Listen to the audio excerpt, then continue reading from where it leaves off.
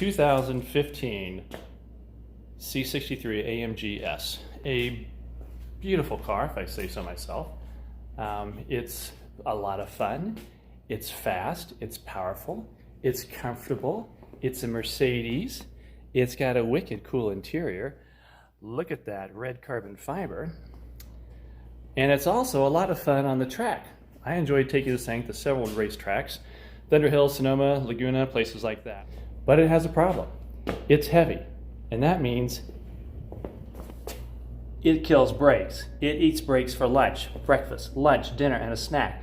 It just goes through them like crazy. In fact, the first time I took it out, it went through the stock pads just like that. I mean, within 8 laps at Thunder Hill, they were smoking. So let's talk about how we can resolve that. I've tried searching all over online to see if anybody makes a brake kit for this car. No one really does. Some people purport to, but they're really not specifically made for this car, and they're really not much better than what it comes with in the factory.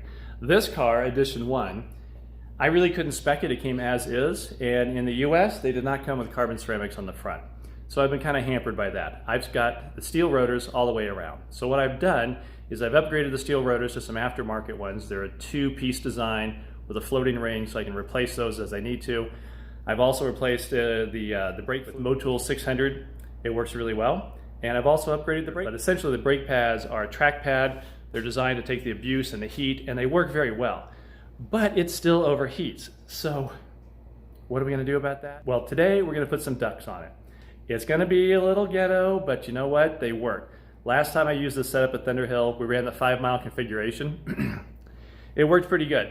I found that consistently, if I ran around a 324 or 325 lap on the full 5-mile course, that the brakes would hold up fairly good.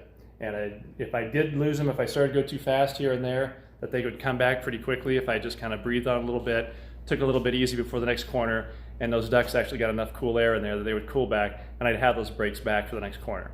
So today I'm going to show you what I've done, what I've put on there. It's very simple, it's not glamorous, but you know what? It works. All right, so the first thing we're going to do, get these wheels off so that get a jack under it, get it up there, and we have room to work underneath it. Got the jack stands ready, so let's get going. I'm making some progress here.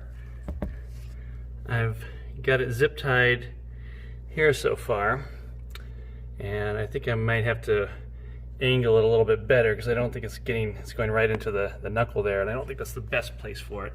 And then up front, I've got to get that angled a little bit more towards the front, more straight out, but let me work on this a little bit more, and I'll show you the finished product here in a few minutes. I've drilled just these small little holes into this plastic belly tray. You see one there I didn't use. One right there, zip tied it, so now this thing faces front.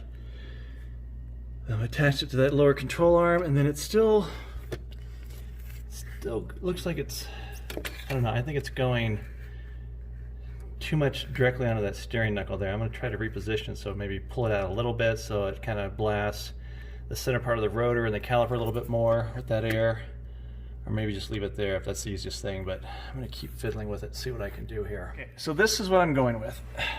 I have attached it to this lower control arm here as well as there, and then it's still attached to the plastic belly pan over here as well. Doesn't look like my phone wants to focus very well, but I think this is probably the best compromise. That steering knuckle in there is pretty tight. It's pretty big and bulky. I don't know another way to really get it directing air in the exact location I want, but I think this is a pretty good compromise because we've got some space here, goes straight down into the well here, into the rotor. Also going to get some stuff here for the caliper, so I think that's a reasonable compromise. So I think that looks pretty good. While I'm down here, I think I'm going to go ahead and put my track pads on, even though at this point of filming this one, I'm a few days out from the event. But let's go ahead and put those calipers in, or calipers, let's put the pads in. I'll record that as well.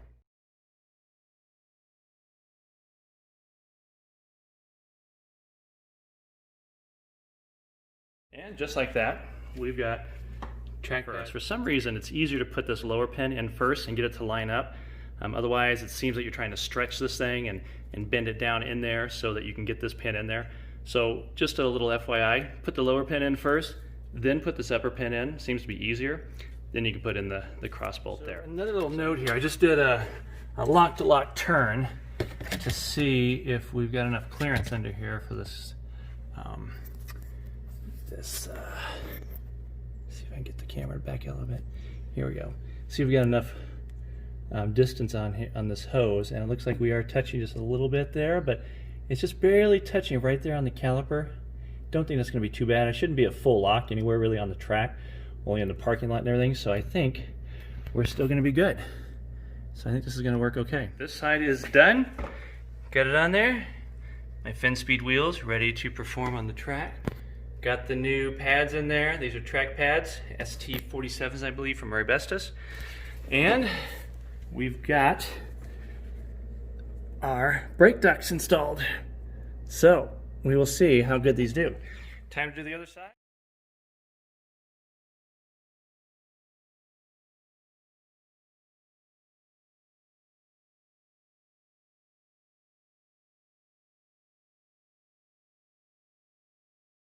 All right, so I think we've got the other one in there. Let's take a look. It's right here. Zip tied again to the plastic tray on the bottom. Zip tied to the lower control arm. Let's go over here. See, zip tied once again, lower control arm here too. And it directs itself right in here. Get the light.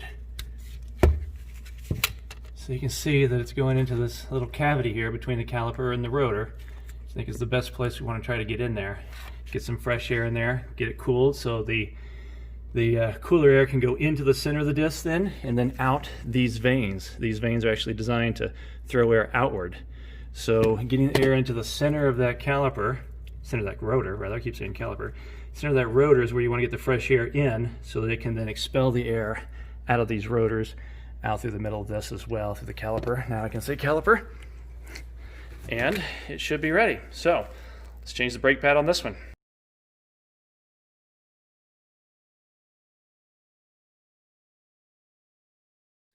Well, I hope you guys found this video useful. These ductworks, as I mentioned up front, they're not very elegant, but I think they do work fairly well. I'm going to have them out on track in just a few more days, and I will report back on how useful they were. Hopefully, along with the track pads, the fluid, everything else I've done, these will be very effective for me and I can get some pretty aggressive laps in. Nothing worse than going out there on the racetrack and not having any confidence in your brakes. I mean, that's a pretty scary feeling.